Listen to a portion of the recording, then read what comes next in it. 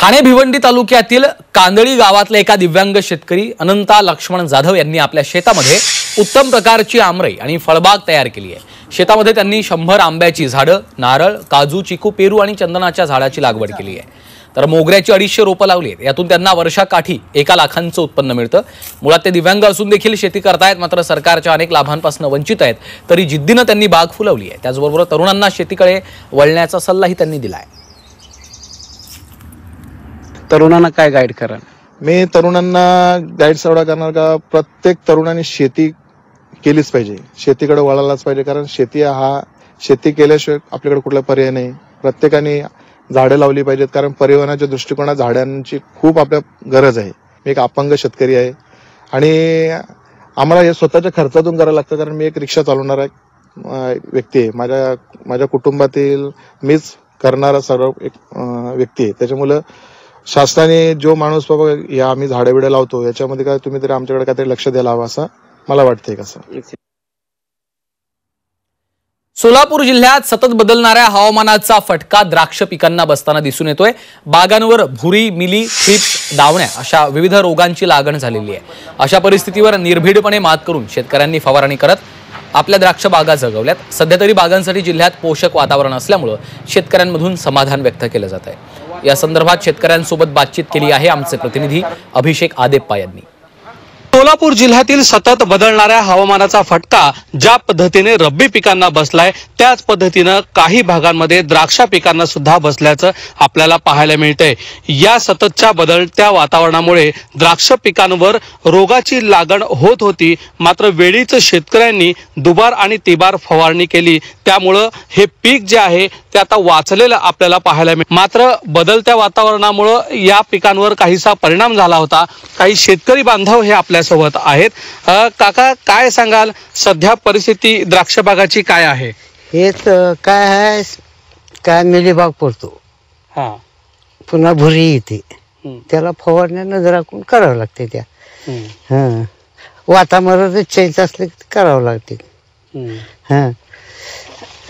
मध्ये हवामान बऱ्यापैकी बदललं होतं, तेव्हा काय फटका बसला आणि काय त्यासाठी तुम्ही नियोजन केलं?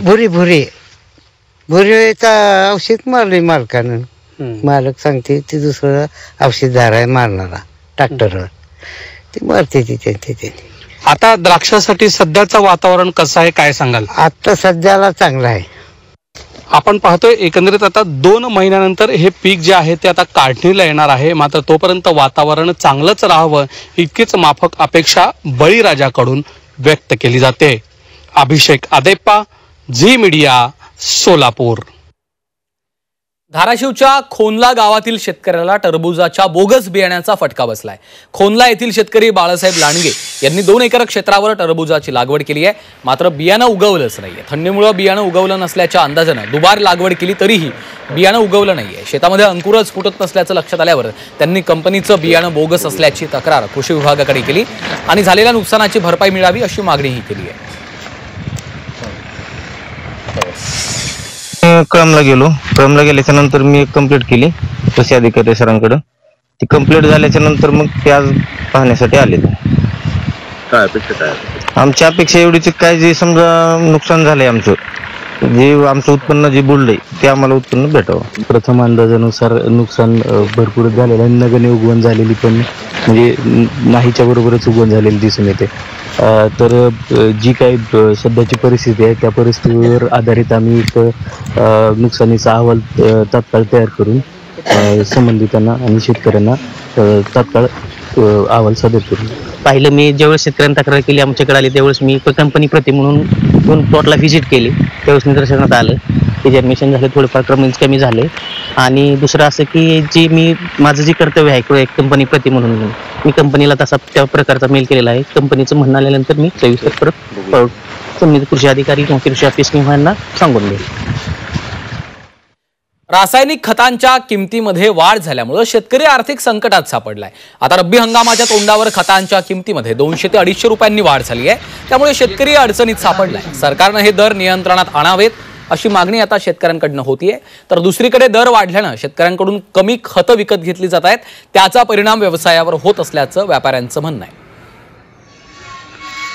भाव तर ऍक्च्युअली न परवडणारच आहेत, कारण शेतीमालाचे बाजारभाव आता या चालू घडीला तरी पूर्ण रिवर्स आलेले आहेत. जो आता आपला कांदा जाणार होता जो 40-45 रुपये 50 रुपयेपर्यंत जाणार होता, आता ते 15-20 रुपयांनी कांदा जातोय. कांद्याचा खर्च बघितला तर खताचे बाजार वाढल्यामुळे कांद्याचा खर्च एकरी कमीत कमी 40 ते 1000 रुपये खर्च होतो, लागवड खर्च वगैरे. त्यामुळे या खताचे बाजार वाढल्यामुळे शेतकऱ्याचा पूर्णतः आर्थिक नुकसान म्हणजे आर्थिक नियोजन बिघडत चाललेलं आहे. आता सध्या तर शेतकरी नफ्यामध्ये नाहीच, तोट्यामध्येच आहे. आणि याच्यात सरकारने खताचे भाव वाढवल्यामुळं अजून तोट्यामध्येच आहेत. क्षेत्र कमी होत असल्यामुळे की आता आपल्या खतांचा खप सुद्धा आपला कमी होत चाललेला आहे. का तर क्षेत्र आपलं कमी होत चाललेलं आहे सगळ्या गोष्टीमध्ये.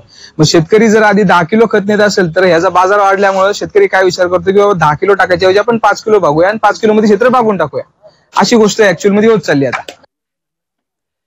यवतमाळ जिल्ह्यातील शेतकऱ्यांना नाफेडनं सोयाबीन विक्रीसाठी 6 जानेवारीपर्यंत नोंदणीची मुदत दिली होती. त्यानुसार 6000 शेतकऱ्यांचं सोयाबीन खरेदी झालंय. मात्र नोंदणी पोर्टलमधील तांत्रिक अडचणींमुळे तब्बल 4000 शेतकरी सोयाबीन विक्रीपासून वंचित राहिलेत. त्यामुळे पुन्हा नोंदणी सुरू करावी अशी विनंती शेतकऱ्यांनी केली. आणखी द्या ना.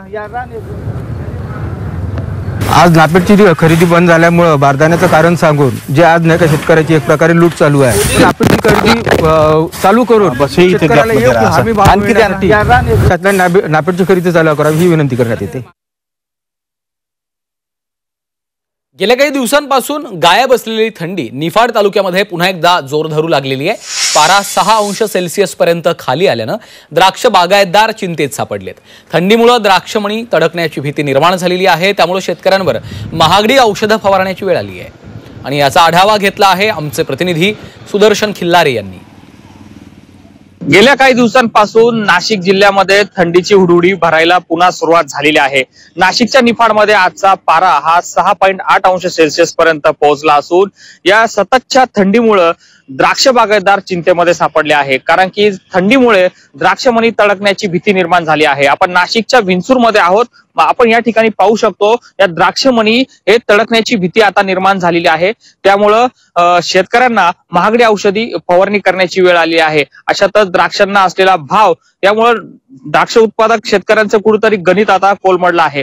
मात्र या सततच्या थंडीमुळे द्राक्ष बागायतदार नक्कीच चिंतेत सापडले आहेत. सुदर्शन खिल्लारे, झी मीडिया, विंचूर, नाशिक.